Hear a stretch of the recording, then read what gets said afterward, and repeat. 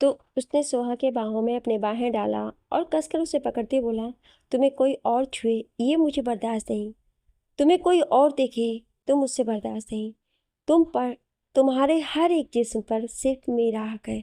सोहा हैरानी से आंखें फाड़े नकुल को देख रही थी। तभी नकुल एकदम से सोहा के चेहरे की तरफ झुका और उसके होठों को अपने होठों में कसकर दबोच लिया और बड़े ही बेदर्दी के साथ उसके होठों पर किस करने लगा। वहीं दूसरी तरफ से खावत मेंशन में ईसा के वॉशरूम में अलग ही माहौल था।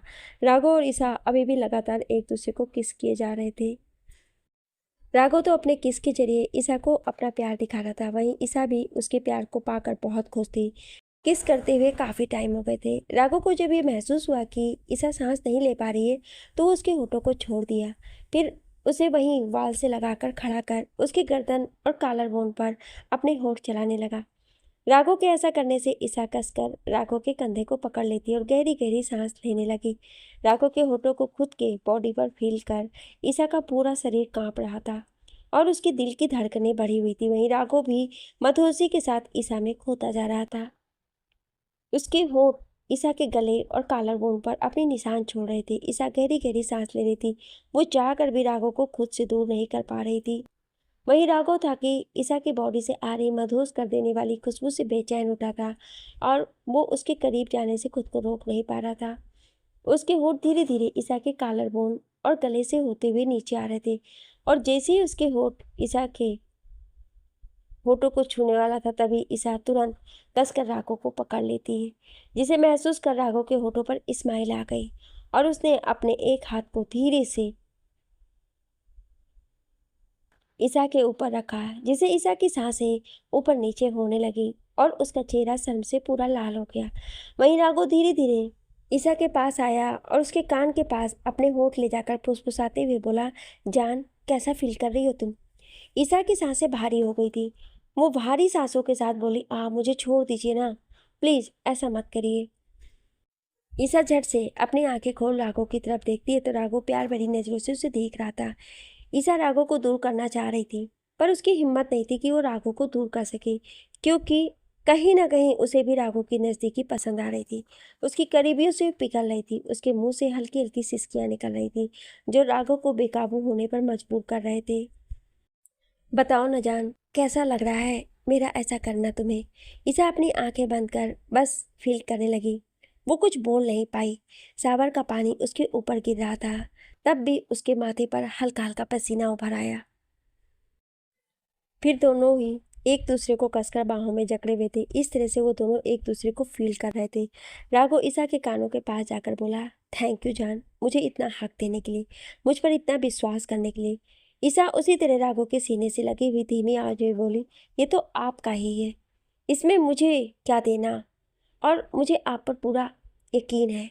राघव जब ये सुना तो वो एकदम से ईसा को खुद से अलग किया और एक स्माइल के साथ बोला, क्या सच में? ईसा शर्म से अपनी पलकों को नीचे झुकाए हुए बोली, हाँ। ईसा की बात सुन राघव को अंदर ही अंदर बहुत अच्छा महसूस हुआ। उसे देखकर अच्छा लगा कि ईसा उसे इतना प्यार करती है कि अपना सब कुछ उसको देने को तैयार है। उसके साथ ही साथ उसे राघव पर पूरा भरोसा ही है। ये जानकर राघव को अंदर ही अंदर बहुत खुशी हो रही थी। उसने एक बार फिर से ईसा को पकड़ा और उसके होठों को अपने होठों में ले लिया।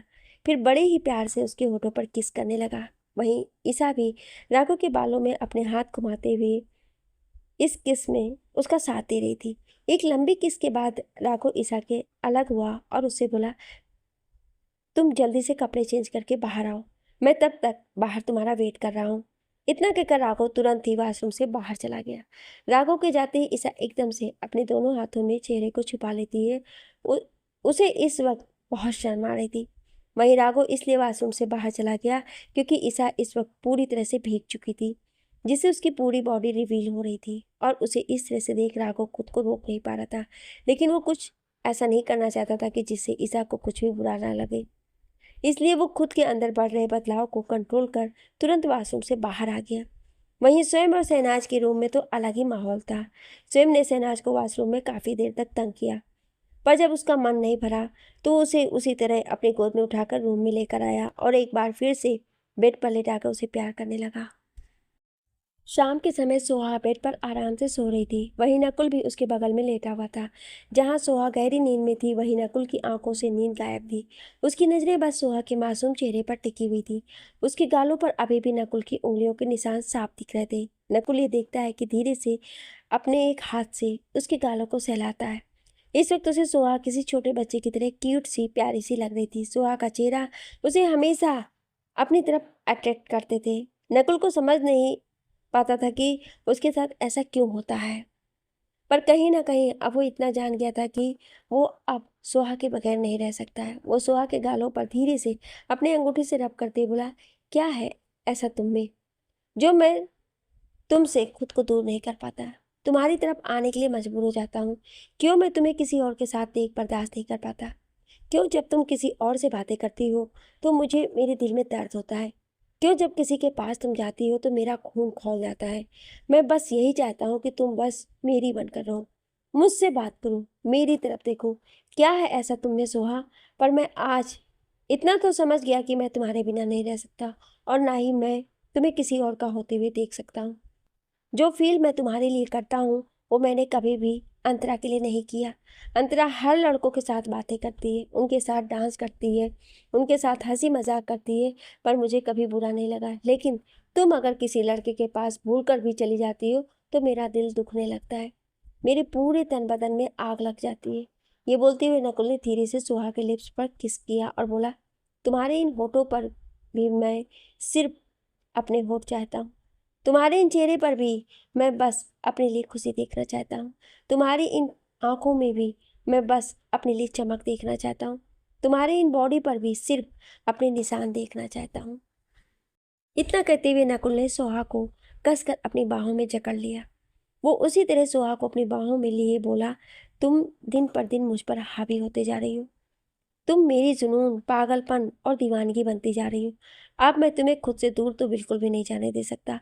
और रही बात अंतरा की, तो अब मैं उसे साफ क्लियर कर दूंगा कि मेरे और उसके बीच कुछ भी नहीं है। जो हम दोनों एक दूसरे के लिए प्यार समझते थे वो प्यार नहीं, अट्रैक्शन है। पर रियल प्यार मेरा तुम ही हो। ये बोलते हुए नकुल ने धीरे से सुहा के फोrehead पर किस कर लिया और कसकर उसे अपने सीने से लगा लिया। सुहा भी नींद में नकुल के पीठ पर अपनी पकड़ बना लेती है और उसके सीने में अपना चेहरा रब करते हुए आराम से सो गई। सुहा को अपने इतने करीब महसूस कर नकुल को बहुत ही अच्छा फील हो रहा था। उसे ऐसा लग रहा था कि आज उसकी बाहों में उसकी पूरी जिंदगी है। उसके आज होठों से तो इस्माइल जा ही नहीं रही थी। वो बस एक टक सुहा की खूबसूरत चेहरे को देख रहा था। वहीं दूसरी तरफ से खावत मेंशन में अमर जी, शालिनी जी, रजत और सितारा ये सब होली खेलने के बाद सबसे पहले फ्रेश हुए और फिर हॉल में बैठकर नीरजा जी और मिस्टर शेखावत से बातें करने लगे। शालिनी जी इधर उधर अपनी नजरें घुमाकर शहनाज को ढूंढ रही थी, लेकिन उन्हें शहनाज कहीं नहीं दिखी। ये देखकर नीरजा जी बोली, अरे वो जरूर मेरा बेटा मेरी बहू को जबरदस्ती रूम में लेकर गया होगा। आप तो जानती हैं कि मेरा बेटा कितना शरारती है, और एक तो पहले से ही आपकी बेटी के लिए पागल है। अब तो उसे पूरा परमिशन भी मिल चुका है, तो भला वो कैसे उसे छोड़ सकता है? शालिनी जी ये सुन मुस्कुराई। तभी नीरजा जी मुंह बनाकर बोली, पता नहीं वो मासूम सी बच्ची कैसे मेरे हैवान बेटे को झेलेगी। शालिनी जी ये सुन हंसते हुए बोली, बस करिए, आप अपने ही बेटे को ऐसा बोल रही हैं। नीरजा जी बोली, मैं सही कह रही हूँ, मैं अपने बेटे को अच्छे से जानती हूँ। जरूर बेचारी मेरी फूल सी बच्ची को दर्द दे रहा होगा। नीरजा जी की बातें भी बिल्कुल सही थी। उनका बेटा था ही ऐसा। वो तो पहले से ही शहनाज के लिए पागल था, और अब तो शहनाज उसकी हो गई थी, तो भला वो कैसे उसे छोड़ने वाला था। वहीं स्वयं के रूम में अभी शहनाज और स्वयं एक दूसरे की बाहों में सो रहे थे। शहनाज पूरी तरह से थक चुकी थी। वो स्वयं भी जब पूरी तरह से सेटिस्फाइड हो गया तो वो वहीं शहनाज की बाहों में ही सो गया। सोते ही स्वयं ने शहनाज को कसकर अपनी बाहों में जकड़ रखा था, जैसे मानो वो हल्का सा भी अपनी पकड़ शहनाज पर ढीली करेगा तो शहनाज उससे कहीं दूर चली जाएगी। वहीं शहनाज इतनी थकी हुई थी कि उसे अभी कोई होश नहीं था। दोनों ही वाइट कलर के ब्लैंकेट के अंदर लेटे हुए थे। कुछ देर बाद शालिनी जी, अमर जी, रजत और सितारा चारों ही शेखावत मेंशन से गिल मेंशन के लिए निकल गए। सितारा तो बुरी तरह से थक चुकी थी। तो रास्ते में ही वो रजत की बाहों में सो गई थी। रजत बड़े ही प्यार से सितारा को देख रहा था। उसने प्यार से उसके बालों को कान के पीछे किया और उसके माथे को चूम लिया। फिर कसकर उसे अपनी बाहों में जकड़ते हुए बोला, तुम्हें नहीं पता जान कि तुम मेरे लिए क्या हो। तुम मेरे लिए वो लकी चार्म हो जिसने मेरी लाइफ में आकर मुझे पूरा कर दिया। सितारा, अगर तुम नहीं होती तो शायद अब तक ये रजत कब का टूट गया होता। शायद वो अब तक खुद को संभाल भी नहीं पाता। रजत भी एक लड़की से बहुत प्यार करता था, लेकिन उस लड़की ने उसका बस यूज करके उसे छोड़ दिया। उसने रजत के पैसों का पूरा फायदा उठाया और फिर एक दिन उसे लोगों के सामने उसका मजाक उड़ाया। रजत जब कॉलेज में पढ़ता था तब उसके साथ ये हुआ था। वो उस वक्त सिंपल सा लड़का बनकर रहता था, तो लोगों को यही लगता था कि वो किसी छोटी फैमिली का है, और रजत भी अपनी आइडेंटिटी छुपा कर रखता था। इस कारण सभी ये सोचते थे कि वो मिडिल क्लास फैमिली का है। पर एक लड़की जिसे रजत पहली बार मिला था और उसे देखते ही रजत को प्यार हो गया था। जब उस लड़की को ये बात पता चली तो उसे अपनी खूबसूरती पर बहुत घमंड था। तो वो रजत के साथ फ्रेंडशिप कर नए संबंध की गर्लफ्रेंड बन गई। दोनों साथ में घूमते और रजत उस पर अपने पैसे लुटाता था। वो लड़की जब ये देखती तो उसे और खुशी होती। वो सोचती, चलो जब तक पैसा उड़ा रहा है तब तक मज़े ले लेती हूँ। फिर जब एक दिन रजत उसे मिलने के लिए उसके घर पर गया तो जैसे उसने रूम का डोर ओपन किया, अंदर का नज़ारा देख उसकी आंखें हैरानी से फैल गईं, जिन्हें देखकर रजत ने कसकर अपनी आंखें बंद कर ली। उसे उस लड़की पर बहुत गुस्सा आ रहा था। वो चिल्लाते हुए बोला, क्या हो रहा है यहाँ? तुम्हें क्या लगा मैं तुमसे प्यार करती हूँ? नहीं, मैं तो सिर्फ तुम्हें यूज़ कर रही थी, और जब मुझे मेरा प्यार मिल चुका है तो फिर मैं तुम्हारे पीछे क्यों रहूँ? मैंने सिर्फ अपने प्यार को पाने के लिए तुम्हारा यूज़ किया, वरना तुम्हारी शक्ल देखकर कोई लड़की तुम्हारे पास आएगी? तुम जैसे मिडिल क्लास को तो मेरी जूती भी ना पूछे और चले हो मेरे बॉयफ्रेंड बनने। रजत ने जब ये सुना तो वो टूट गया था। उसे प्यार के नाम से नफरत हो गई थी। वो उसी तरह टूटा बदहवास सा चले जा रहा था उस रोड पर। उसे किसी चीज़ का होश नहीं था। तभी सामने से एक ट्रक उसकी तरफ तेजी से बढ़ रहा था, लेकिन रजत को किसी चीज़ का होश नहीं था। उसकी आंखों के सामने उस लड़की के साथ बिताए पल याद आ रहे थे, जिन्हें याद कर रजत अंदर ही अंदर घुट रहा था। उसे ट्रक की हॉर्न भी सुनाई नहीं दी, पर इससे पहले कि वो ट्रक रजत को छू पाती, एक लड़की आकर उसे झटके में अपनी तरफ खींच ली। फिर दोनों ही रोड की दूसरी साइड जाकर गिरे। रजत को बचाने के चक्कर में उस लड़की के सिर पर गहरी चोट आई गई थी, लेकिन रजत बच गया था। जैसे ही रजत ये देखता है कि उस लड़की ने उसकी जान बचाई है और उसे गहरी चोट आ गई है तो वो घबरा गया।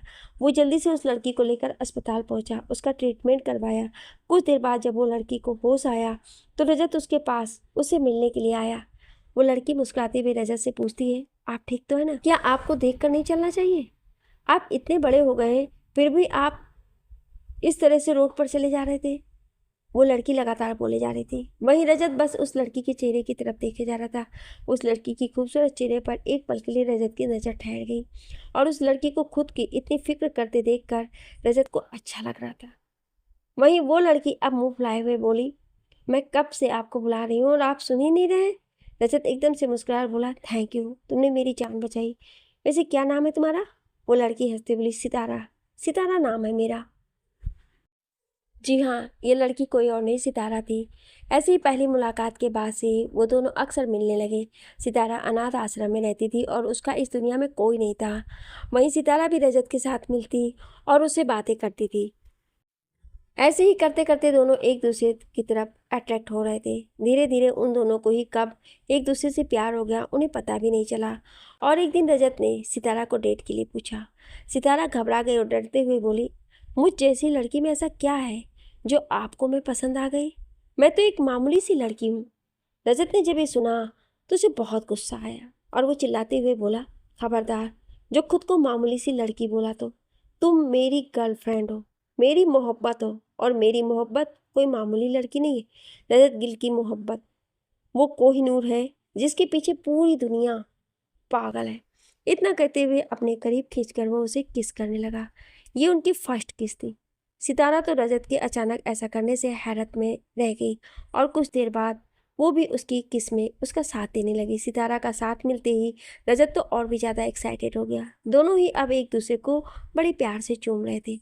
ये सब सोचते हुए रजत के होठों की स्माइल बड़ी हो गई। वो सितारा की खूबसूरत चेहरे को देख रहा था वो उसे उसी तरह देखते हुए मन में बोला, थैंक यू मेरी लाइफ में आने के लिए। जान, तुम मेरी लाइफ की सेवियर हो।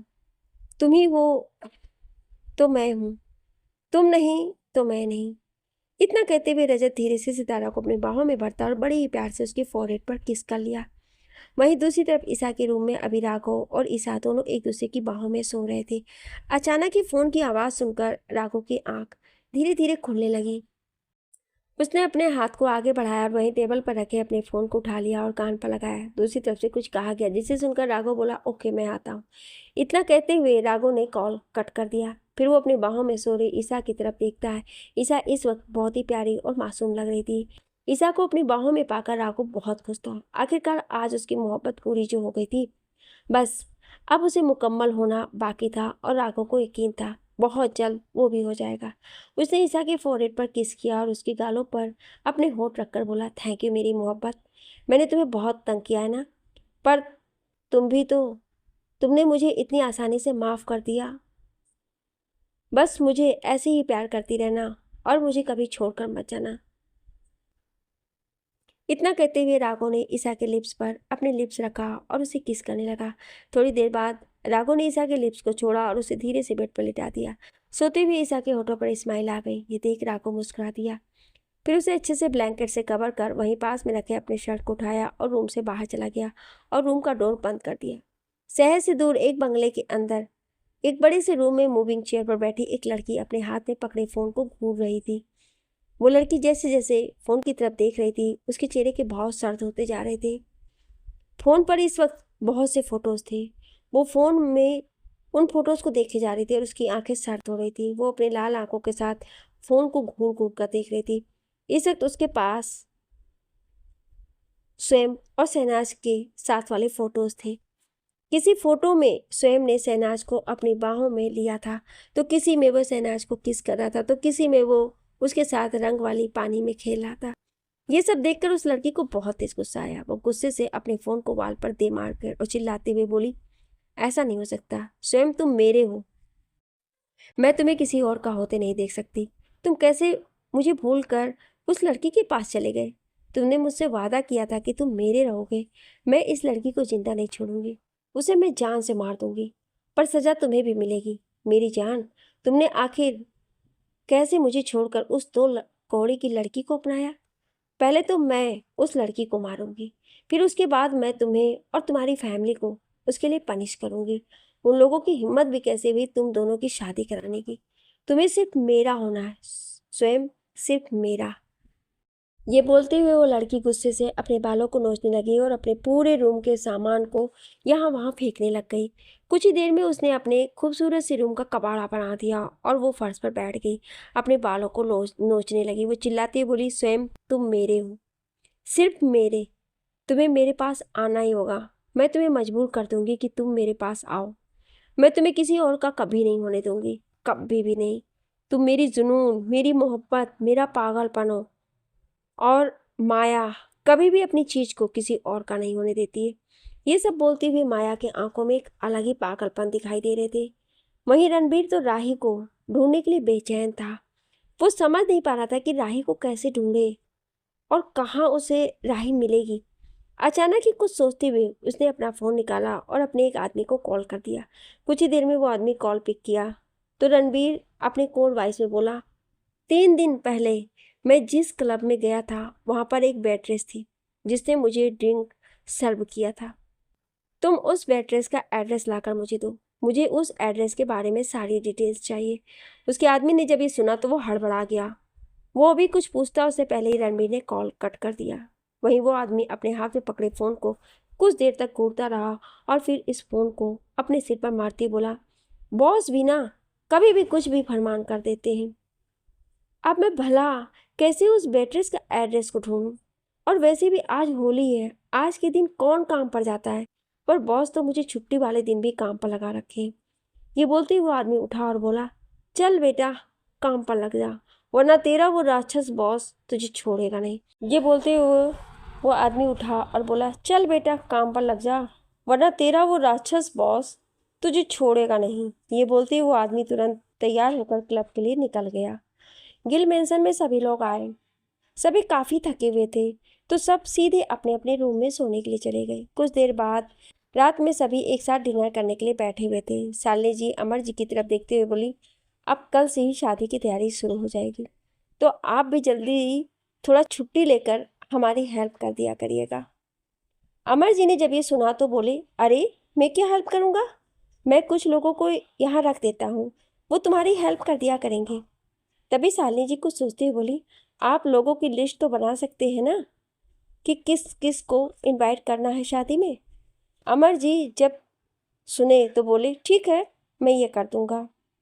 फिर रजत की तरफ देखते हुए शालिनी जी रजत को भी कुछ इंस्ट्रक्शन देती है। रजत मुंह बनाते हुए बोला, अरे यार मॉम, मैं दूल्हा हूँ और आप क्या मुझसे काम करवाओगे मेरी शादी में। शालिनी जी अपनी आंख छोटी कर उसे घूरते हुए बोली, दूल्हा है तो क्या, तू काम नहीं करेगा, सारे काम मैं तुझसे करवाऊंगी, तेरी भी तो कुछ रिस्पॉन्सिबिलिटी बनती है, और वैसे भी तेरी शादी है तो तुझे तो खुलकर और काम करना चाहिए। शालिनी जी की ऐसी बातें सुन रजत तो आंखें फाड़े अपनी मॉम की तरफ देखने लगा। फिर कुछ सोचते बोला, ठीक है मॉम, तो सितारा भी करेगी काम, आप उससे क्या काम करवा रही हो। शालिनी जी गुस्से से बोले, वो क्यों काम करेगी, वो दुल्हन है, दुल्हन काम नहीं करती है। ये सुनकर रजत थोड़ा नकली नाराजगी दिखाते बोला, मॉम ये गलत बात है, दूल्हा काम करेगा लेकिन दुल्हन नहीं कर सकती, ये कौन सी बुक में लिखा है। अमर जी हंसते बोले, बेटा ये तुम्हारी मॉम की बुक है जिसके बारे में तुम्हें नहीं पता। शालिनी जी अमर जी को घूर कर देखी तो वो शांत हो गए। रजत चिढ़ते हुए बोला, ठीक है करिए आप अपनी मनमानी, पर मुझे कल ऑफिस जाना ज़रूरी है, मेरी एक इम्पॉर्टेंट मीटिंग है, उसके बाद मैं आपकी हेल्प कर दूंगा। शालिनी जी बोली, मैं कुछ नहीं जानती, तुझे जो भी करना है कर, पर जो काम मैंने तुझे बताया है तुझे वो काम करना ही होगा। कुछ देर में सभी डिनर कर लिए और फिर शालिनी जी सितारा की तरफ देखते हुए बोली, बेटा आज मैं तुम्हारे साथ सोऊंगी, क्योंकि इन 2 दिनों तक तुम्हें बिल्कुल भी अब मेरे लफंडर बेटे से नहीं मिलना है, इसलिए मुझे अच्छे से पता है मेरे चालू चंड बेटे को मौका मिला ना तो ये जरूर तुम्हें परेशान करने के लिए चला जाएगा। सितारा जब ये बात सुनी तो मुस्कुराते हुए अपने पलकों को झपका देती है। रजत तो आंखें फाड़े अपनी मॉम को देख रहा था। वो अपने मन ही मन बोला, ये मेरी मॉम है ना, इनकी हरकतें तो मेरी मॉम से ज़्यादा सासू माँ वाली लग रही है। वहीं अमर जी ये सब देखकर मुस्कुरा रहे थे। वो रजत के कंधे पर हाथ रखते बोले, क्या हुआ बेटा, अभी से ही तेरी हालत खराब है, तो शादी हो जाने के बाद तो फिर तुझे बीवी और मॉम दोनों की ताने सुनने को मिलेंगे। रजत अपनी डैड की बात सुन मुंह फाड़े उन्हें देखने लगा और अमर जी मुस्कुराते हुए वहां से अपने रूम की तरफ चले गए। वहीं शेखावत मेंशन में अभी सभी डिनर कर रहे थे। नीजा जी की नज़र शहनाज पर गई, जिसके चेहरे पर थकान साफ दिखाई दे रही थी। नीजा जी शहनाज की तरफ देखते हुए अपने मन ही मन बोली, बेचारी फूल सी बच्ची का क्या हाल कर दिया मेरे राक्षस बेटी ने। ये बोलती हुई नीजा जी ने गुस्से से घूर कर स्वयं की तरफ देखा, जो कि बड़े ही मजे से डिनर कर रहा था। स्वयं को जब अपने ऊपर किसी की घूरती हुई नजरों का एहसास हुआ तो तुरंत ऊपर की तरफ देखा। उसकी मॉम उसे खा जाने वाली नजरों से घूर रही थी, जिससे वो हड़बड़ा गया। वो समझ गया कि उसकी मॉम ने शहनाज के चेहरे पर थकान के भाव देख लिए। वो फिर इधर उधर अपनी नजरें चुराने लगा। तभी नीजा जी शहनाज की तरफ देखते हुए बोली, बेटा आप रात में ही सारी पैकिंग कर लेना, आपको कल गिल मेंशन जाना है ना। शहनाज जब नीजा जी की बात सुनी तो बोली, जी मम्मी जी। वहीं स्वयं ये सुनकर चौंक गया। वो जो खा रहा था उसके हाथ अपनी जगह पर ही रुक गए। वो हैरानी से अपनी मॉम की तरफ देखते हुए बोला, मॉम कल महबूबा को कहीं जाना है, वो गिल मेंशन क्यों जाएगी, अभी तो हमारी शादी हुई है। नीजा जी गुस्से से बोली, अब तू बताएगा मुझे, वैसे भी पग फेरे की रस्म नहीं हुई है, क्योंकि आज होली पड़ गया था और फिर उसके भाई की शादी पड़ी हुई है, 2 दिन बाद शादी है, इसलिए वो कल ही अपने घर जा रही है। स्वयं ये बात सुन अपना मुंह फुला लिया और बोला, नो मॉम, मैं खुद इसे अपने साथ लेकर जाऊंगा ना शादी में, उसे 2 दिन पहले जाने की क्या जरूरत है। मिस्टर शेखावत स्वयं की तरफ देखते हुए बोले, स्वयं ये बच्चों जैसी क्या बातें कर रहा है, अब वो अपने भाई की शादी में भी नहीं जाएगी, वो भी 2 दिन ही तो गए हैं, कौन सा वो 10 दिन पहले जा रही है। स्वयं को थोड़ा नाराज हो गया। उसने शहनाज की तरफ देखा तो शहनाज ने अपनी नजरें नीचे झुका ली। स्वयं ने यही सोचा था कि शहनाज भी मना कर देगी। फिर वो गुस्से से बिना खाए डाइनिंग टेबल पर से उठा और वहां से सीधा अपने रूम में चला गया। स्वयं को इस तरह से बिना खाए जाते देखकर शहनाज भी उदास से हो गई। नीजा जी शहनाज के चेहरे को उदासी से देखकर बोली, बेटा तुम उदास मत हो, इसका तो ऐसे ही ड्रामा लगा रहेगा। तुम खाना खा लो वरना इसके चक्कर में तुम भी भूखी रह जाओगी। शहनाज से अब खाया नहीं जाना था। वो एक दो निवाला ही खाई और बोली, सॉरी मम्मी जी, पर मेरा भी अब हो गया। इतने कहकर शहनाज उठने लगी। तभी नीजा जी बोली, एक मिनट रुको बेटा। फिर वो एक प्लेट में दोनों के लिए खाना लगाकर शहनाज की तरफ बढ़ाते हुए बोली, ये लो, तुम दोनों ही रूम में बैठकर खा लो और उस बेवकूफ बेटे को भी थोड़ी सी अकल दे दो जो बात बात पर गुस्सा हो जाता है। शहनाज बस मुस्कुराई और अपने हाथ में खाने का प्लेट ले ली, वहां से अपने रूम की तरफ बढ़ गई। नीजा जी शहनाज के जाने के बाद एक गहरी सांस लेते हुए बोली, ना जाने कहाँ से मेरे बेवकूफ बेटे को इतनी सुलझी हुई और समझदार बीवी मिल गई। मुझे तो डर लगता है कहीं मेरे बेटे के कारण इस बच्चे की मासूमियत न छीन जाए। मिस्टर शेखावत नीरजा जी की तरफ देखते हुए बोले, देखो अब तुम कुछ ज्यादा ही सोच रही हो। तुम भी ये बात जानती हो कि भले स्वयं नाराज हो जाता है लेकिन वो शहनाज से बहुत प्यार करता है, तो वो उससे ज्यादा देर तक नाराज नहीं रह सकता है। देखना थोड़ी देर में उनके बीच सब कुछ ठीक हो जाएगा। वहीं शहनाज अपने हाथों में खाने का ट्रे लिए रूम में आई और रूम में चारों तरफ देखती है तो उसे स्वयं कहीं नहीं दिखा। वो खाने के ट्रे को कोई एक साइड टेबल पर रख देती है, फिर स्वयं को ढूंढते हुए बालकनी की तरफ गई जहां पर स्वयं खड़ा सिगरेट के कस ले रहा था। वो इस वक्त बहुत गुस्से में था। स्वयं को ऐसे देखकर शहनाज को गुस्सा आ गया। वो तेजी से आगे बढ़ी और स्वयं के पास जाकर उसके मुंह से सिगरेट निकालकर फेंक दी। शहनाज के ऐसा करने से स्वयं को गुस्सा आ गया। वो उसे गुस्से से घूरने लगा। तभी शहनाज स्वयं के सीने पर अपने हाथों का मुक्का बनाकर मारती हुई बोली, आप खुद को समझते क्या है? हाँ, इस तरह से बिना खाए चले आए और यहाँ आकर सिगरेट पी रहे हैं जो कि आपके लिए हार्मफुल है। स्वयं कुछ नहीं बोला और अपनी नज़रों को दूसरी तरफ फेर लिया क्योंकि अभी उसे बहुत गुस्सा आ रहा था और वो नहीं चाहता था कि अपने गुस्से को शहनाज पे निकाले क्योंकि वो उसे जरा सी भी तकलीफ नहीं दे सकता था। स्वयं के कुछ न बोलने पर शहनाज को और भी गुस्सा आने लगा। वो उसकी तरफ गई और बोली, आप ऐसे मुंह फुलाकर दूसरी तरफ चेहरा नहीं कर सकते हैं, मुझसे बात कीजिए, मुझे आपसे बात करनी है। पर स्वयं कुछ नहीं बोला था। ये देखकर अब शहनाज उसे कसकर पकड़ती और बोली, आप कब तक मुझसे नाराज रहने वाले हैं? और वैसे मैंने क्या कर दिया जो आप मुझसे नाराज हो गए? अब स्वयं ने शहनाज को उसकी कमर से पकड़ा और अपनी तरफ खींचते हुए बोला, महबूबा, तुम्हारी गलती यह है कि तुम कल मुझे छोड़कर जा रही हो और ये बात तुम्हें पहले से पता था और तुमने मुझे बताया भी नहीं। स्वयं की बात सुन शहनाज अपनी नज़रों को नीचे झुकाए धीमी आवाज में बोली, हाँ मुझे पता था, लेकिन मैं आपको कब बताती, मुझे टाइम ही नहीं मिला। रात में तो कल आप किसी बीस्ट की तरह मुझ पर टूट पड़े थे और सुबह में भी, फिर मेरे ध्यान से उतर गया। स्वयं शहनाज की पूरी बात नहीं सुना, वो बस लास्ट लाइन सुना जब वो बोला, वाह क्या बात है, इतनी इंपॉर्टेंट बात बताना तुम भूल गई। शहनाज भी स्वयं की तरफ देखते हुए प्यार से बोली, अरे तो आप नाराज क्यों हो रहे हैं? सिर्फ 2 दिन की तो बात है और वैसे भी दूसरे दिन तो आप आ ही रहे हैं, बस एक रात की तो बात है। शहनाज की बात सुन स्वयं उससे बोला, तुम्हारे लिए बस एक रात लग रहा है लेकिन मेरे लिए ये एक रात भी बहुत भारी है। महबूबा, तुम्हें पता है ना, मैं शादी से पहले भी तुम्हारे बिना नहीं रह पाता था। हर रात मैं तुम्हारे घर आ जाता था तुमसे मिलने के लिए, तो अब तो शादी हो गई है और अब तो मुझे तुम्हें हर रात प्यार करने का मन करता है।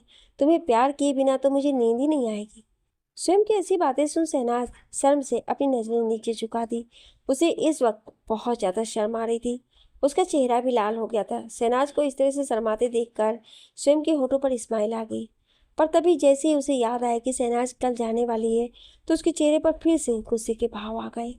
वो शहनाज की कमर को छोड़ा और दूसरी तरफ चेहरा करके खड़ा हो गया और बोला, तुम जाओ महबूबा, मेरा मूड अभी ठीक नहीं है। इतना कहते हुए वो एक बार फिर से सिगरेट के पैकेट से एक सिगरेट निकाला, उसे अपने होठों पर रख लिया। पर इससे पहले कि वो जलाता, शहनाज ने गुस्से से उसके मुंह से सिगरेट निकालकर दूर फेंक दिया और बोली, खबरदार जो आपने इसको अपने होठ से लगाया। शहनाज की बात सुन स्वयं बोला, इसे न लगाऊं तो किसे लगाऊं अपने होठ से? स्वयं की बात सुनकर शहनाज एकदम से अपने पंजे पर खड़ी हुई और स्वयं के कॉलर को पकड़कर उसे अपनी नीचे खींचकर बिना देरी किए स्वयं के होठों पर अपने होठ रख दी, फिर एक सॉफ्ट किस करके दूर होने लगी। तभी स्वयं ने उसके कमर से पकड़कर खुद से चिपका लिया और उसकी सॉफ्ट किस को डीप पैसेंट में बदल दिया। वो बड़ी ही पैसेंटली शहनाज के होठों को किस करने लगा। किस करते हुए स्वयं शहनाज को अपनी तरफ खींचते जा रहा था। वही शहनाज स्वयं के ऐसा करने से हैरान रह गई थी। वो तो बस उसे शांत कराने के लिए एक किस करना चाह रही थी, लेकिन स्वयं ने तो इसका फायदा उठा लिया था। स्वयं अब धीरे धीरे शहनाज के मुंह के अंदर अपनी जीभ को ले गया और उसके मुंह में अपनी जीभ को एक्सप्लोर करने लगा। वो शहनाज के टंग के साथ साथ अपने टंग को उलझाने लगा, जिससे शहनाज की सांस भारी हो रही थी। जब स्वयं को एहसास हुआ तो उसने धीरे से शहनाज के होठों को छोड़ दिया। शहनाज गहरी गहरी सांस ले रही थी। तभी स्वयं ने एकदम से शहनाज को अपनी गोद में उठा लिया और उसे लेकर रूम में आ गया। स्वयं को ऐसा करते देख शहनाज समझ गई कि स्वयं करने क्या वाला है। इस कारण उसकी आंखों में घबराहट के भाव आ गए, क्योंकि अभी उसकी बॉडी में बहुत पेन हो रहा था और वो एक बार फिर से स्वयं की वायलेंस को नहीं सहन कर सकती थी। वो स्वयं को रोकते ही बोली, प्लीज अब मत करिए ना, मैं बहुत थकी हुई हूँ और ऑलरेडी मुझे बहुत पेन हो रहा है। स्वयं जब ये सुना तो उसे शहनाज को बेड पर बिठाया और बोला, महबूबा तुमने मुझ कुछ खाया या नहीं। शहनाज कुछ नहीं बोली, अपनी नज़रों को नीचे झुकाए बैठी रही। तभी स्वयं वही टेबल पर रखे टेबल ट्रे को उठाया और उसे लेकर शहनाज के पास आ गया। उसमें से एक निवाला तोड़कर शहनाज की तरफ बढ़ा दिया। शहनाज भी स्वयं को अपने हाथों से खिलाने लगी। दोनों बड़े ही प्यार से एक दूसरे को खाना खिला रहे थे। कुछ देर में उनका डिनर कंप्लीट हो गया। शहनाज जैसे ही नीचे उतरने लगी तो स्वयं ने उसे रोक दिया और खुद से ही पानी लाकर उसे पिलाया, फिर उसका हैंड वॉश भी करा दिया। शहनाज बस स्वयं को ही देखे जा रही थी। स्वयं उसे इतना पैम्पर कर रहा था कि जो कि शहनाज को बहुत अच्छा लग रहा था। तभी स्वयं ने एकदम से शहनाज को अपनी गोद में ले लिया और उसे लेकर बेड पर लिटा दिया। शहनाज भी कस के स्वयं को पकड़ लेती है। स्वयं धीरे धीरे शहनाज के बालों में हाथ फेरते हुए बोला, महबूबा मत जाओ ना प्लीज, मुझे छोड़कर मैं कैसे सोऊंगा तुम्हारे बिना, मुझे नींद नहीं आएगी। स्वयं की बच्चों वाली बातें सुनकर शहनाज को हंसी आ गई। वो स्वयं के सीने पर अपनी उंगलियों से सर्कल बनाती हुई बोली, आपको नहीं लगता कि आप दिन पर दिन बहुत ही ज्यादा शरारती होते जा रहे हैं और आपके अंदर बचपना आ रहा है। स्वयं शहनाज की तरफ देखा और बोला, हाँ तो क्या हो गया, मैं बुढ़ा भी नहीं हूँ। शहनाज हंसी और बोली, अच्छा बूढ़े नहीं है तो क्या बच्चे। स्वयं तुरंत बोला, हाँ बच्चा हूँ, मैं अपने मॉम डैड का बच्चा हूँ। शहनाज ये सुनकर हंसने लगी। फिर वो स्वयं के बालों को बिगाड़ते बोली, ठीक है आप बच्चे हैं, आप प्यारे से बच्चे हैं, आप चलिए सो जाइए, मुझे कल सुबह जल्दी उठना है, अभी मुझे नींद आ रही है। इतना कहते हुए शहनाज अपने सर को स्वयं के सीने पर रखकर उसे रब करने लगी। पर शहनाज के ऐसा करने से स्वयं बेकाबू हो गया। उसने एकदम से शहनाज को पकड़ा और बिना देरी किए उसके होठों को अपने होठों में रख दिए और बड़े ही पैसेंटली उसे किस करने लगा। शहनाज तो स्वयं के अचानक ऐसा करने से हैरानी से आंखें बड़ी की उसे देखने लगी। एक लंबी किस के बाद स्वयं ने शहनाज के होठों को छोड़ा तो शहनाज अपनी भारी सांसों के साथ बोली, प्लीज नहीं, बहुत दर्द हो रहा है। वहीं नकुल अभी फार्म हाउस पर था। सोहा खुद को रूम में अकेला पाकर डर गई। वो इधर अपनी नजरें घुमाकर देखती है, उसे नकुल कहीं भी नजर नहीं आया। अब उसे डर लगने लगा। वो जल्दी से बेड से नीचे उतरी और रूम से बाहर आई। बाहर आकर भी सब जगह देखने लगी, लेकिन नकुल उसे कहीं नजर नहीं आया। तो उसे रोना आ गया। वो वही सोफे पर बैठकर अपने घुटने में अपना चेहरा छुपाकर फूट फूट कर रोने लगी। वो रोते हुए खुद से बोली, मैं इनसे अब कभी बात नहीं करूंगी और भैया से भी इनकी कंप्लेंट करूंगी। मैं राघव भैया और स्वयं भैया दोनों से शिकायत करूंगी और आंटी से भी इनकी बहुत सारी कंप्लेंट करूंगी, तब इनको पता चलेगा। ये बोलते हुए सोहा बस लगातार रोई जा रही थी। अचानक ही उसके कंधे पर किसी ने हाथ रखा, जिससे सोहा डर के कारण चीख पड़ी। उसके चीखने की आवाज सुन सामने खड़ा शख्स बोला, क्या हुआ तुम्हें, तुम्हें इतना तेज चीखी क्यों। इस आवाज को सुनकर सोहा अपने चेहरे को ऊपर उठाकर देखती है तो सामने खड़े नकुल को देख एकदम से उसके सीने से लग गई और अपने दोनों पैरों को उठाकर छोटे बच्चे की तरह उसे कसकर पकड़ लेती है। इस पल की नकुल खुद को संभाल नहीं पाया और लड़खड़ा गया, पर जल्दी से उसने सोफे को पकड़कर खुद को संभाल लिया। फिर वो सोहा के पीठ पर अपने हाथ रखकर उसे सहलाते बोला, क्या हुआ तुम्हें, तुम रो क्यों रही हो, तुम्हारी तबीयत तो ठीक है ना, कहीं तुम्हें दर्द हो रहा है, कुछ कहीं चोट लग गई है। पर सोहा बिना कुछ बोले बस लगातार रोई जा रही थी। वहीं नकुल से जब देखा नहीं गया तो उसने जल्दी से सोहा के चेहरे को अपने से अलग किया। सोहा बच्चों के जैसे नाराज होते हुए उसके सीने पर मारते बोली, आप कहाँ चले गए थे, मुझे छोड़कर। आप बहुत गंदे हैं, मैं आपकी कंप्लेंट करूँगी, आपको आंटी से मार खिलवाऊंगी, तब आपको समझ आएगा। आप हमेशा मुझे परेशान करते हैं। छोड़िए मुझे, मुझे जाना है, मुझे घर जाना है। नकुल जब सोहा की बातें सुनता है तो उसके होठों पर स्माइल आ गई। उसे सोहा को इस तरह से लड़ना बहुत पसंद था। वहीं सोहा एक बार फिर से नकुल के सीने पर अपने नाजुक हाथों से मारने लग गई। नकुल उसके दोनों हाथों को पकड़कर सोफे पर दोनों तरफ टिका दिया और एकदम से उसकी तरफ झुकते हुए बोला, तुम तो बिल्कुल किसी जंगली बिल्ली की तरह मुझसे लड़ रही हो और मुझ पर अटैक कर रही हो। अब इसकी पनिशमेंट तो तुम्हें मिलेगी। सोहा को समझ पाती उससे पहले ही नकुल एकदम से उसके होठों को अपने होठों में दबोच लिया और बड़ी ही बेताबी के साथ उसके होठों पर किस करने लगा। वहीं शहनाज ने कसकर बेडशीट को अपने हाथों में जकड़ रखा था। उसके मुंह से आहों की आवाज़ निकल रही थी। स्वयं धीरे धीरे अपने होठों को नीचे लाया और शहनाज के होठों पर रखकर उसे किस करने लगा। उनकी सिसकियों की आवाज़ गूंज रही थी। कुछ ही देर में दोनों पसीने से बुरी तरह से लथपथ हो गए थे, पर उनके बीच सिसकियों की आवाज़ कम नहीं हुई थी, बल्कि समय के साथ साथ बढ़ती ही जा रही थी, क्योंकि स्वयं समय के साथ साथ बाइल होते जा रहा था। करीब 2 घंटे बाद जब शहनाज से नहीं रहा गया तो वो लंबी लंबी सांस लेते हुए बोली, बस करिए, मैं थक गई हूँ। आपने ऑलरेडी मुझे दिन में बहुत तंग किया था और अब आज रात में भी मुझे सोने दीजिए, मुझे बहुत नींद आ रही है। स्वयं शहनाज की बात सुनता है और उसे उसके सॉफ्ट लिप्स पर अपने लिप्स रखकर किस करते हुए बोला, सॉरी महबूबा, बस थोड़ी देर और। इतना कहते हुए एक बार फिर से उसे प्यार करने लग गया। सुबह के करीब 4 बजे स्वयं ने शहनाज को छोड़ा। शहनाज बुरी तरह से थक गई थी। उसकी पूरी बॉडी में बहुत पेन हो रहा था। वो तो अपने एक फिंगर तक को नहीं हिला पा रही थी। उसे स्वयं पर बहुत गुस्सा आ रहा था कि वो कब से उसे छोड़ने के लिए कह रही, लेकिन स्वयं था कि उसे छोड़ने का नाम ही नहीं ले रहा था। जैसे ही वो उससे अलग हुआ, शहनाज की आंखें अपने आप बंद हो गई। स्वयं वॉशरूम में गया। सबसे पहले वो फ्रेश होकर बाहर आया, फिर शहनाज को अपनी गोद में उठाकर बाथरूम की तरफ बढ़ गया। उसने शहनाज को ले जाकर बाथटब के गुनगुने पानी में लिटा दिया। शहनाज को अब भी अपनी बॉडी में बहुत दर्द हो रहा था, पर बाथटब के गुनगुने पानी में जाते ही शहनाज को अपनी बॉडी में बहुत रिलीफ सा महसूस हुआ। स्वयं ने धीरे धीरे शहनाज को नहलाया, फिर उसे बाथरोब पहनाकर अपनी गोद में लिए हुए रूम में आ गया। उसने शहनाज को बेड पर लिटा दिया और फिर उसके बगल में लेट गया और उसे अपनी बाहों में भरकर अपनी आंखें बंद कर लिया। शहनाज तो पहले ही सो गई थी, पर अब स्वयं भी सोने की कोशिश करने लगा, पर उसकी आंखों से नींद गायब थी। बल्कि वो बेचैन था कि उसकी महबूबा उससे दूर रहने वाली है। लेकिन अभी उसको थोड़ा सुकून था कि रात में एक बार फिर से अपनी महबूबा को पा लिया था। वो शहनाज की गालों पर अपनी अंगूठी से रब करते बोला, महबूबा, मैं भी देखता हूँ कि तुम कैसे मुझे छोड़कर जाती हो, और अगर जाओगी भी ना तो भी मैं तुम्हारा पीछा नहीं छोड़ूंगा, मैं तुम्हारे पास आ जाऊंगा। ये कहते हुए स्वयं के होठों पर एक डेविल स्माइल आ गई। दूसरी तरफ एक बंगले में बैठी लड़की अपने हाथों में पकड़े फाइल को बड़ी गौर से देख रही थी। उसके एक हाथ में फाइल था और दूसरे हाथ में ड्रिंक का गिलास, जिसके वो सिप ले रही थी। उसकी आंखों में अंगारे बरस रहे थे। वो फाइल में दिए इन्फॉर्मेशन को बड़ी गौर से पढ़ रही थी। उस फाइल में इस वक्त शहनाज के बारे में सारी डिटेल्स थी। वो सारी डिटेल्स पढ़ने के बाद लड़की गुस्से से उस फाइल को दीवार पर फेंकती है और चिल्लाते हुए बोलती है, शहनाज गिल, तो तुम गिल खानदान की बेटी हो, पर तुम चाहे जो कोई भी हो, तुमने मेरी स्वयं की लाइफ में आकर अच्छा नहीं किया, क्योंकि स्वयं सिर्फ मेरा है और तुम इस तरह से उसके करीब गई हो तो अब मरने के लिए तैयार हो जाओ, क्योंकि स्वयं को तो मैं अपना बनाकर ही रहूंगी और उससे पहले मैं तुम्हें अपने रास्ते से हटाऊंगी।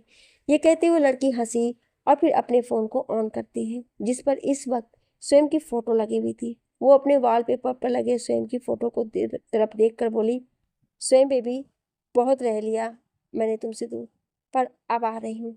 मैं तुम्हें अपना बनाने के लिए। बहुत जल्द हमारी मुलाकात होगी। अब मैं और तुमसे दूर नहीं रह सकती बेबी।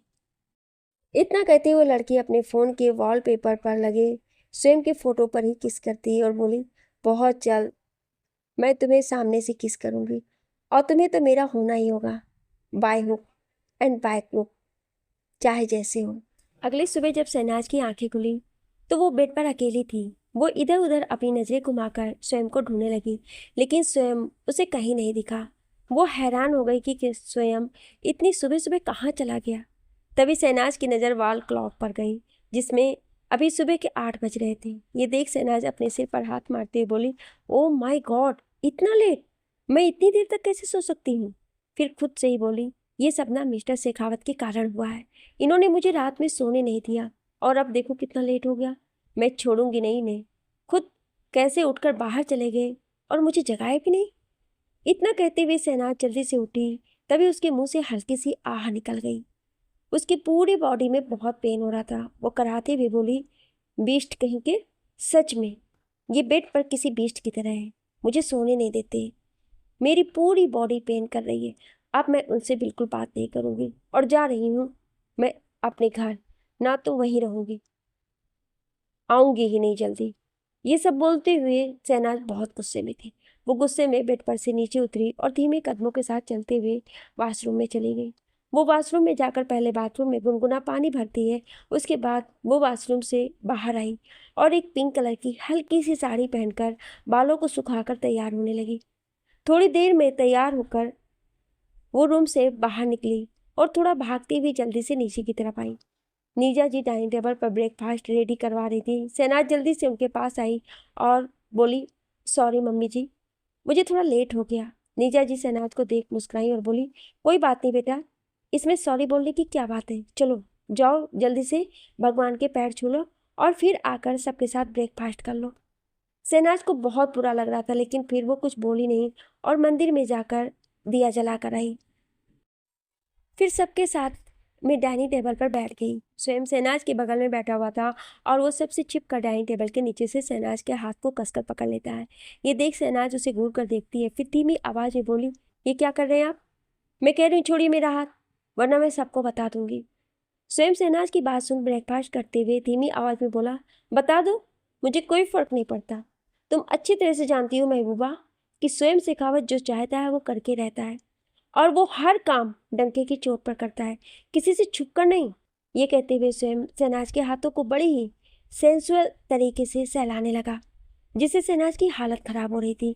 शहनाज स्वयं की बात सुन मुंह बना लेती और मन में बोली, हाँ हाँ मुझे पता है, आप तो एक नंबर के बेशर्म इंसान हैं, पर मुझे तो शर्म आती है।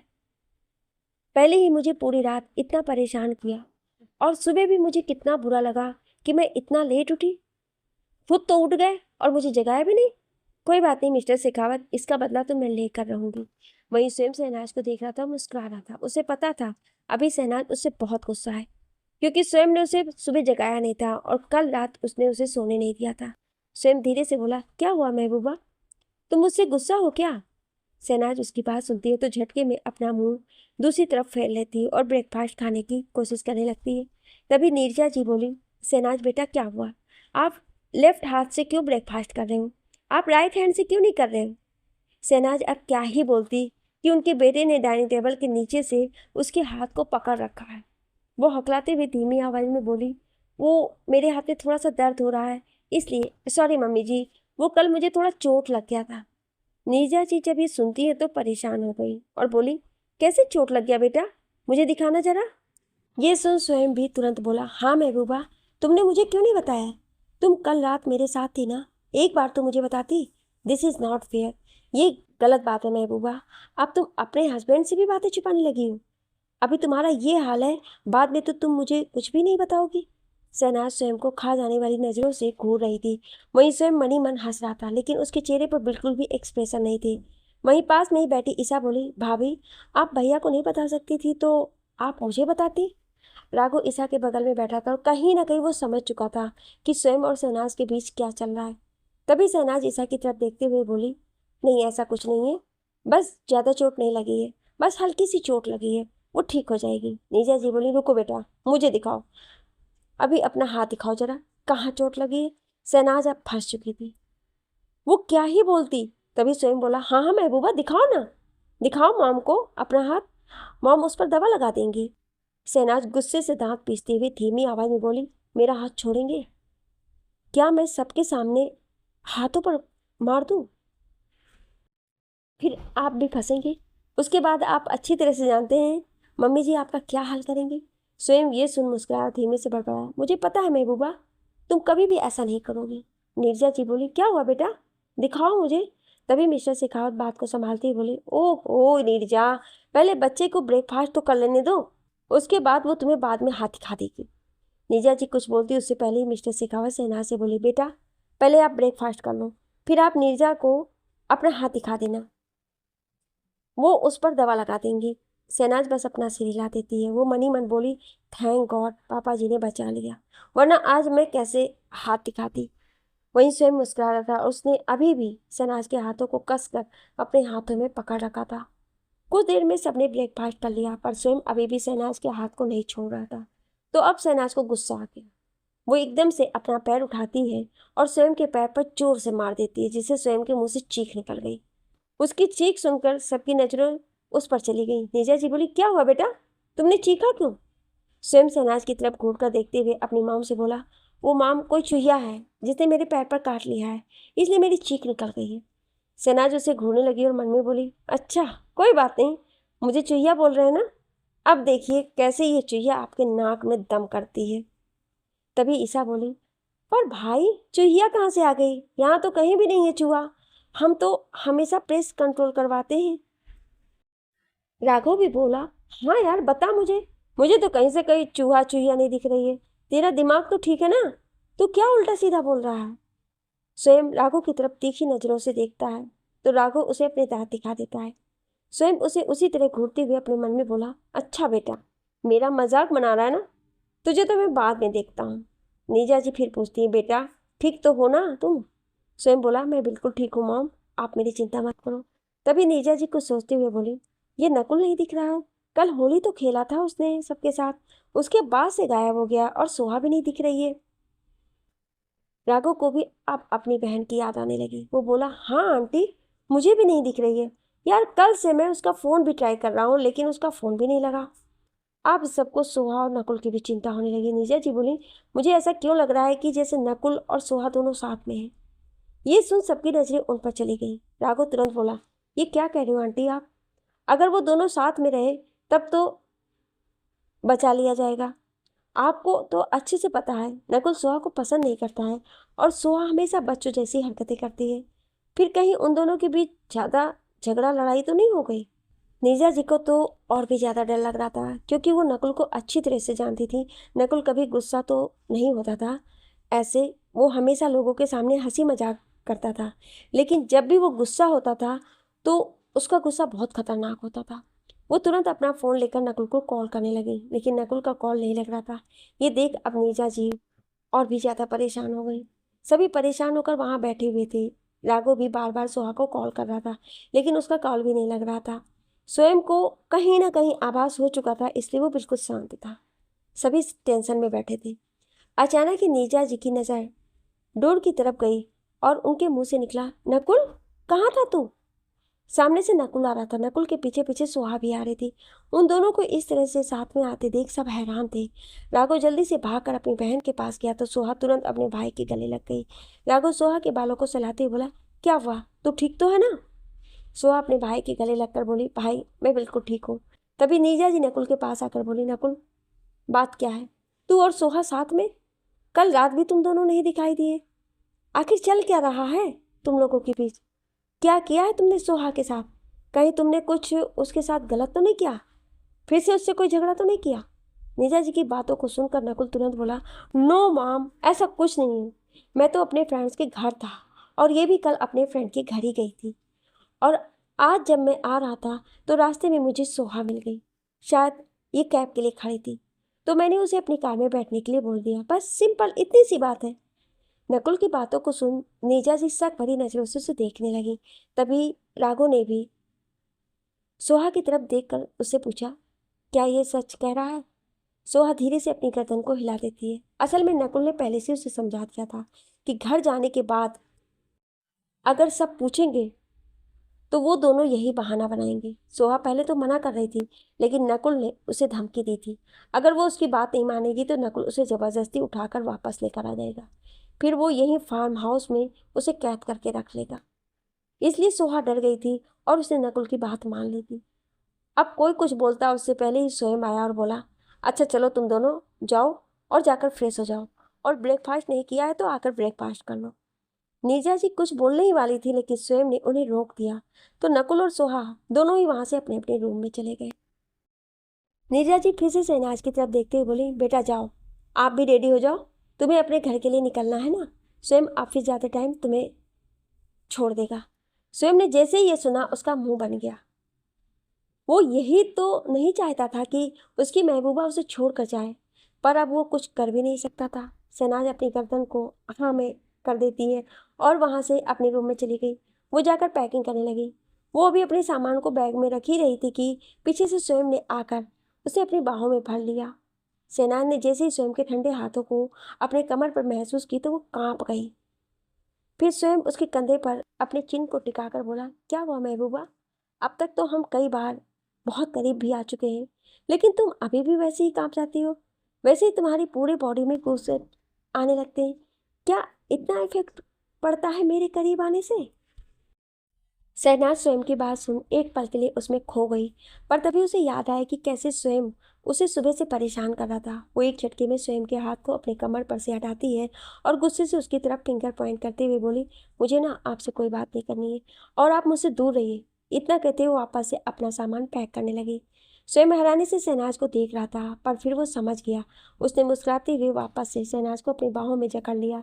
शहनाज खुद को छुड़ा रही थी, लेकिन स्वयं की पकड़ इतनी मजबूत थी कि शहनाज उसे हिला भी नहीं पा रही थी। तभी स्वयं ने शहनाज को अपनी तरफ घुमाया और उसकी कमर को कसकर पकड़ते हुए खुद से चिपका लिया और उसकी आंखों में देखते हुए बोला, तुम्हें पता है ना महबूबा, मेरे लिए अगर कोई सबसे ज़्यादा मायने रखता है तो वो तुम हो। मेरी सांसें तुमसे चलती हैं और तुम्हें अगर एक पल भी नहीं देखता हूँ तो मैं बेचैन हो जाता हूँ। तभी शहनाज मुंह बनाकर बोली, हाँ हाँ, मुझे सब पता है, तभी तो आप मुझे परेशान करते हो। स्वयं ने सुना तो हंसने लगा और वो शहनाज के गाल को किस करते हुए बोला, अब मैं तुम्हें परेशान नहीं करूँगा तो किसे करूँगा? आखिर मेरी एक ही तो महबूबा है जिसके साथ में हंसना बोलना, उसे परेशान करना सब कुछ चाहता हूँ। शहनाज स्वयं की बात सुनकर मुस्कुरा देती है और एकदम से उसके सीने से लग गई। स्वयं ने भी कस कर उसे अपनी बाहों में भर लिया और प्यार से उसके फोrehead पर किस कर लिया।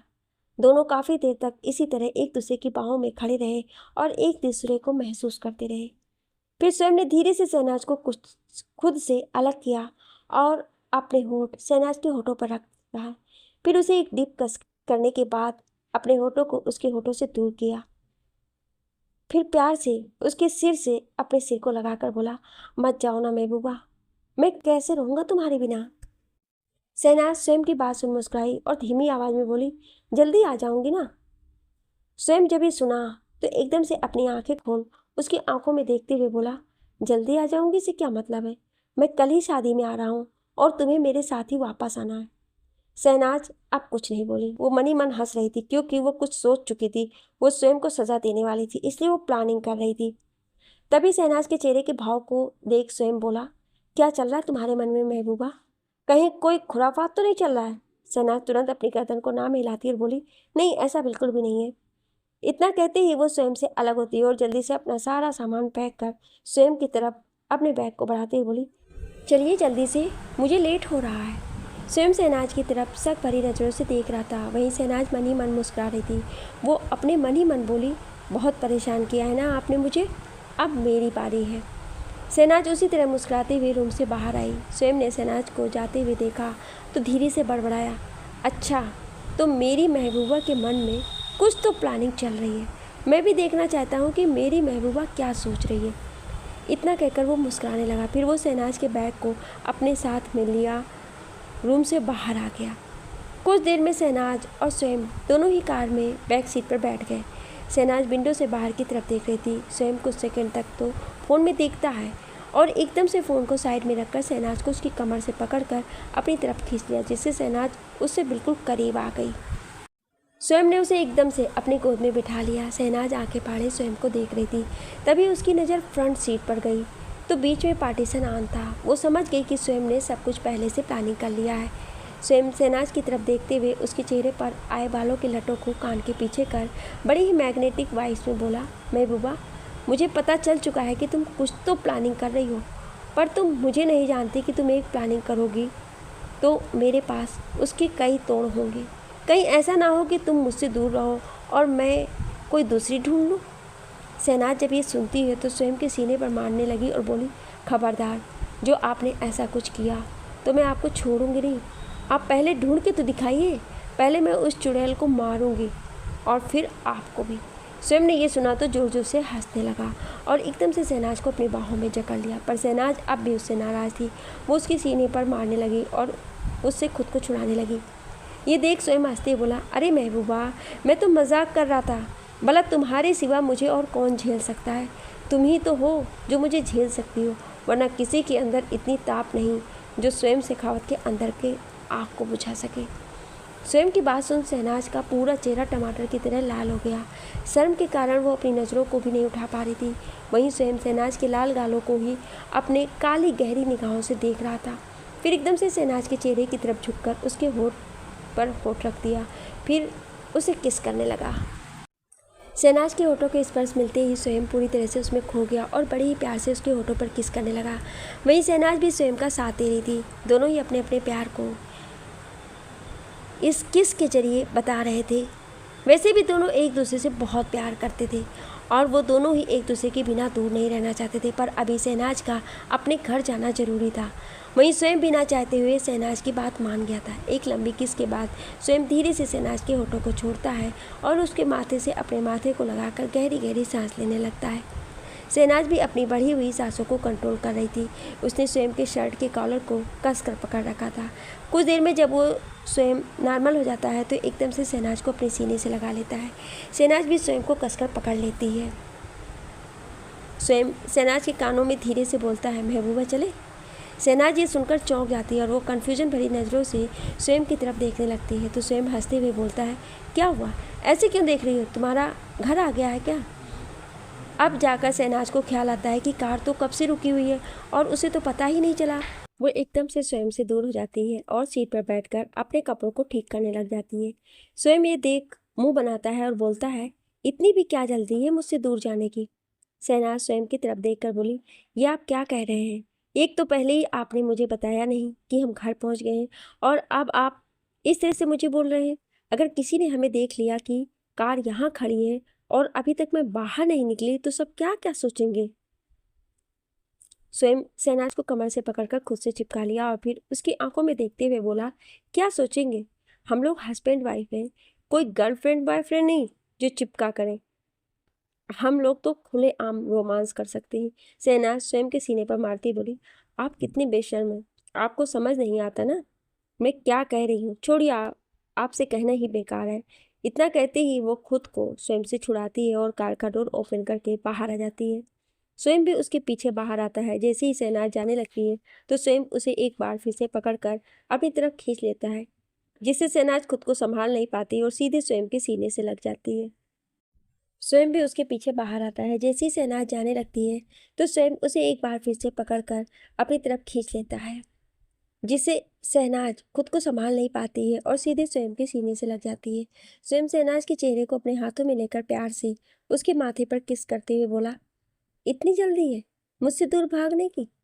लगता है अब मुझसे प्यार नहीं रहा तुम्हें महबूबा। शहनाज ने जब ये सुना तो वो मुस्कुरा देती और बोली, कैसी बातें कर रहे हैं आप? आपसे प्यार नहीं करूंगी तो किससे करूंगी? आप तो मेरी जिंदगी है। जिस दिन आपकी महबूबा ने आपसे प्यार नहीं किया तो समझ लीजिए वो आपकी महबूबा का आखिरी दिन होगा। शहनाज ये सब बहुत ही सीरियस होकर बोल रही थी। वहीं स्वयं ने शहनाज की बात सुन तुरंत उसे अपने सीने से लगा लिया और उसके बालों में हाथ चलाते हुए बोला, आज बोल दिया महबूबा, लेकिन फिर दोबारा कभी ये शब्द मत बोलना, क्योंकि मैं कभी भी तुम्हें खुद से दूर नहीं होने दूंगा और हमारे बीच का जो प्यार है वो तो कभी भी खत्म नहीं होगा। शहनाज भी कस के स्वयं को जकड़ लेती है और बोली, बस आप मुझे कभी छोड़िएगा मत। मैं सब कुछ बर्दाश्त कर सकती हूँ, लेकिन अगर आप मुझे छोड़ेंगे या फिर मुझसे चीट करेंगे तो ये मैं बर्दाश्त नहीं कर सकती। स्वयं मुस्कुराया और उसके गाल पर किस करते बोला, ये तो पॉसिबल ही नहीं है, क्योंकि स्वयं शेखावत की नज़रों को तो सिर्फ एक ही लड़की पसंद है और वो है मेरी महबूबा। इतना कहकर स्वयं बिना देरी किए शहनाज के होठों पर किस कर लेता है, जिससे शहनाज शर्मा जाती है और उसे खुद से दूर कर देती है और उसके सीने पर मारते हुए बोलती है, शर्म कीजिए, हम लोग घर के बाहर हैं और अगर किसी ने हमें देख लिया तो? स्वयं मुस्कुरा देता है, पर शहनाज समझ नहीं पाती है। तभी शहनाज पीछे मुड़ती है तो वो देखती है कि वहाँ पर अमरजीत, शालिनी जी, रजत और सितारा खड़े हैं और वो सब आंखें फाड़े बस इन्हीं दोनों को देख रहे हैं। शहनाज तो अपने मॉम, डैड, भाई और भाभी को देखकर शर्म से पूरी पानी पानी हो जाती है। उसकी तो हिम्मत ही नहीं थी कि वो अपनी नज़रों को ऊपर उठा सके। वहीं स्वयं ये देख हल्का हल्का मुस्कुरा रहा था। अमर जी स्वयं की तरफ देखते हुए बोले, क्या बात है बेटा, लगता है मेरी बेटी को छोड़ने नहीं चाहते। स्वयं मुस्कुराकर बोला, हाँ, नहीं छोड़ना चाहता। वो तो आपकी बेटी ही यहाँ आने के लिए जिद किया, वरना मैं कभी भी उसे नहीं लाना चाहता था। स्वयं को इस तरह से सबके सामने खुलकर ऐसा बोलते देख शहनाज शर्मा जाती है। बाकी सब भी हैरान थे। तभी रजत बोला, अच्छा, तुम्हारे कहने का मतलब क्या है?